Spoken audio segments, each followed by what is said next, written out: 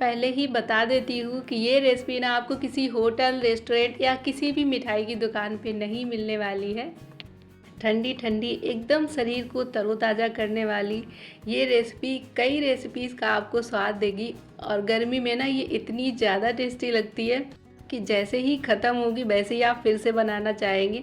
और ये इतनी इजी तरीके से बन जाती है और इसे आप एक बार बना करके कई दिनों तक खा सकते हैं। तो हेलो एवरीवन, मैं सोना ऑसम फूड विद सोना में आप सभी का स्वागत करती हूँ।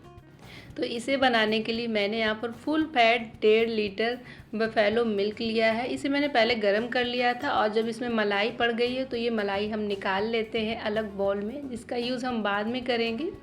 अब हम इसे गैस की फ्लेम पे चढ़ा देते हैं और दूध को मीडियम फ्लेम पर पकने देते हैं। तब तक हम अपनी दूसरी तैयारी कर लेते हैं। तो मैंने एक पैन दूसरी गैस पे चढ़ाया हुआ है। इसमें हम डालेंगे 1/4 कप चीनी। आप बहुत ज़्यादा चीनी इसमें ना यूज़ करें, बिल्कुल कम चीनी में ही एकदम परफेक्ट बनती है। और इसका हम डबल पानी डालेंगे। तो इसका रेशियो बस यही होता है, आपको 1 तार 2 तार की कोई चाशनी नहीं बनानी है, ना ही आपको गाढ़ी कोई चाशनी बनानी है। अच्छा, बीच बीच में दूध को भी देखते जाएंगे ताकि ये तली में लगे नहीं। तो अब जैसे ही दूध बॉयल होता रहेगा, हम इसे चलाएंगे नहीं। जैसे ही ऊपर मलाई आती है उसे हम बार बार निकालते जाएंगे। तो ये प्रोसेस आपको पूरे टाइम में करना है जब तक कि दूध बॉयल होता रहेगा। जैसे ही मलाई आए आप मलाई हटा लीजिए। अगर आप चलाते रहेंगे तो उसमें मलाई नहीं पड़ेगी, इसलिए आप मीडियम फ्लेम पर बिना चलाए ही दूध को ऐसे ही बॉयल करें। और इसके बाद में देखिए चाशनी भी बन चुकी है। इसमें हम थोड़ा सा इलायची का पाउडर डालेंगे। हल्की सी चिपचिपी बनेगी, बहुत ज़्यादा आपको इसमें तार वगैरह या फिर गाढ़ी चाशनी नहीं बनानी है। और देखिए जब तक कि इधर जो है चाशनी बन रही थी और इधर दूध बॉयल हो गया था, थोड़ा सा फैल भी गया है। तो अब हम ना दूध की जो ये मलाई है इसे हम फिर से वापस से निकाल लेते हैं। और उससे पहले ना दूध को थोड़ा सा साफ़ करना पड़ेगा, क्योंकि फिर ये सूख जाता है तो फिर बहुत मुश्किल होती है साफ़ करने में। और मैं बहुत केयरफुल रहती हूँ जब इस तरीके के दूध वगैरह गर्म करती हूँ, कुछ बनाती हूँ। लेकिन कभी कभी ऐसा हो जाता है। क्या आप सभी के साथ भी ऐसा होता है? तो कमेंट करके ज़रूर बताइएगा। और देखिए इसके ऊपर जो मलाई आती जाएगी उसे हम बार बार निकालते जाएंगे और ऐसे ही दूध को बॉयल करेंगे, क्योंकि हमें इसे थोड़ा सा गाढ़ा करना है। और अब देखिए मैंने यहाँ पर ब्रेड के स्लाइसेस ले लिए हैं, जो कि मैंने 10 से 12 ब्रेड लिए हैं। और इसकी जो एजेस होती हैं इसे हम हटा देंगे, क्योंकि इनकी हमें इस रेसिपी में कोई ज़रूरत नहीं है। और आप सब ना अगर मेरे चैनल पर नए हों तो प्लीज़ चैनल को सब्सक्राइब ज़रूर कर लीजिएगा। साथ ही साथ बेल आइकन प्रेस कर दीजिए ताकि हर एक वीडियो की नोटिफिकेशन आप तक पहुंच सके। और आपको मेरी रेसिपीज़ कैसी लगती है हमें कमेंट करके ज़रूर बताइएगा। और आज की ये समर स्पेशल रेसिपी किस किस ने बनाई है, अगर नहीं बनाई हो तो एक बार ज़रूर ट्राई कीजिएगा, आप सबको बहुत पसंद आएगी। इसमें कई रेसिपीज़ का आपको फ्लेवर मिलेगा, जैसे रबड़ी जलेबी का फ्लेवर मिलेगा, आपको इसमें आइसक्रीम का भी फ्लेवर मिलेगा, और जो ट्रेडिशनल तरीके से रबड़ी बनती है उसका भी आपको फ्लेवर मिलेगा। तो एक में आपको 3 रेसिपीज़ का स्वाद मिलने वाला है। तो सारी ब्रेड के स्लाइसेस के हमने किनार को अलग कर लिया है और ना ब्रेड को बीच से भी हम काट लेंगे। तो आप चाहें तो इसे और छोटा कर सकते हैं, यानी कि 4 भागों में भी डिवाइड कर सकते हैं, लेकिन मैंने 2 ही स्लाइसेस में कट किया हुआ है। और अब देखिए जैसे ही बीच बीच में मलाई आती जाएगी हम इसे निकालते जाएंगे।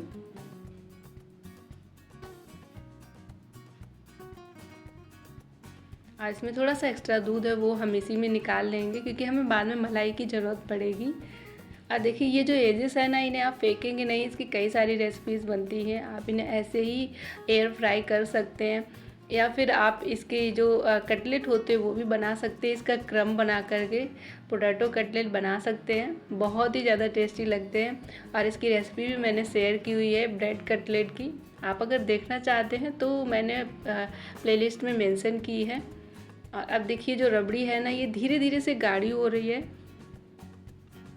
और अभी हमें बहुत ज़्यादा गाढ़ा नहीं करना है, क्योंकि जो ये ठंडी होने के बाद में ना थोड़ी सी और गाढ़ी हो जाती है।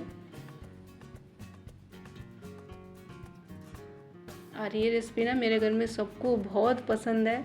वैसे ये जो रबड़ी है ना, ये स्पेशली मेरे घर में सभी को ही पसंद है, लेकिन आज जो मैं कॉम्बिनेशन में रेसिपी बना रही हूँ वो भी सबको बहुत पसंद आई है। तो इसमें ना चीनी बहुत कम डालेंगे, तो मैंने यहाँ पर खाने वाली जो चम्मच होती है 4 चम्मच चीनी डाली हुई है। बहुत ज़्यादा आप चीनी ना डालें, नहीं तो एकदम मीठा मीठा सा फील होगा, फिर वो उतना अच्छा नहीं लगता है। और जो रेवड़ी होती है ना, उसमें नेचुरल स्वीटनर होता है, तो आप थोड़ा सा कम ही चीनी डालें। और जब ये गाढ़ी हो जाएगी चीनी डालने के बाद में, हम इसमें डाल देंगे पूरी ये जो दूध की मलाई मैंने निकाली थी वो। और बस हम इसे 10 से 20 सेकेंड तक मिक्स करेंगे और इसे गैस की फ्लेम से हटा लेंगे। तो ये रबड़ी हमारी बनकर के तैयार हो चुकी है। जैसे आप होटल और रेस्टोरेंट में रबड़ी लेने जाते हैं, बिल्कुल कुछ इसी तरीके से एकदम मलाईदार रबड़ी मिलती है ना। तो कई लोग कहते हैं कि उस तरीके की घर में बनती नहीं है, तो जब भी आप रबड़ी बनाएं आप इसी तरीके से बनाएं, बिल्कुल परफेक्ट बनेगी। और इसमें फ्लेवर के लिए थोड़ा सा इलायची पाउडर डालेंगे। तो रबड़ी तो बन चुकी है, तब तक हम इसके साथ खाने के लिए तैयारी कर लेते हैं। तो मैंने उधर कढ़ाई में थोड़ा सा तेल गरम करने रख देंगे। और ये जो रबड़ी है थोड़ी सी ठंडी होने के बाद में हम मिट्टी के बाउल में इसे ट्रांसफ़र कर लेते हैं।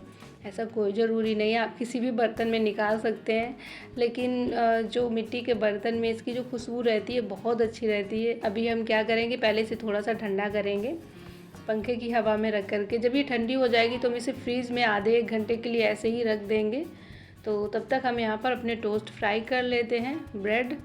तो आपको ना जब ब्रेड फ्राई करने हैं तो एकदम हाई फ्लेम पर फ्राई करना है, और आपको 20 से 30 सेकेंड ही लगेंगे एक बार एक बैच सेकने में। तो जब आप ऐसे सेकेंगे ना तो बिल्कुल भी इसमें ऑयल एब्जॉर्ब नहीं होगा। अगर आप इसे लो फ्लेम पर ज़्यादा देर तक सेकेंगे तो एकदम ऑयल एब्जॉर्ब हो जाएगा, फिर बहुत ही ऑयली लगेगा, बिल्कुल भी आपको पसंद नहीं आएगा। तो ये चीज़ आप हमेशा ध्यान रखें, जब भी आप ये ब्रेड के टोस्ट बनाएं यानी कि सेकें इन्हें, तो हाई फ्लेम पर सेकें। और एक ही बार आप पलटेंगे ना, ये बहुत जल्दी सीख जाता है, एकदम हल्का होता है। और सच में ही इसमें बहुत ऑयल एब्जॉर्ब नहीं हुआ था, एकदम सूखे सूखे से थे। और ये एकदम क्रिस्पी बनते हैं, इसे आप कितने भी दिन स्टोर करके रखेंगे ना, बिल्कुल भी सॉगी नहीं होंगे, उतने ही क्रिस्पी बने रहेंगे।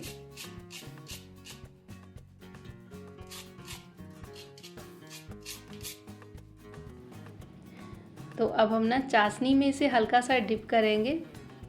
तो अभी आपको चाशनी गरम करने की ज़रूरत नहीं है, ये ऐसे ही चाशनी एब्जॉर्ब कर लेते हैं, और बहुत ज़्यादा हमें चाशनी लगानी भी नहीं है। और तो ये जो चाशनी लेते हैं ना, इसके बाद में भी ये सॉगी नहीं होते हैं, तो इसीलिए आप 15 से 20 मिनट तक भी रखेंगे ना, तब भी एकदम क्रिस्पी बने रहेंगे। लेकिन बहुत ज़्यादा चाशनी एब्जॉर्ब नहीं होने देनी है।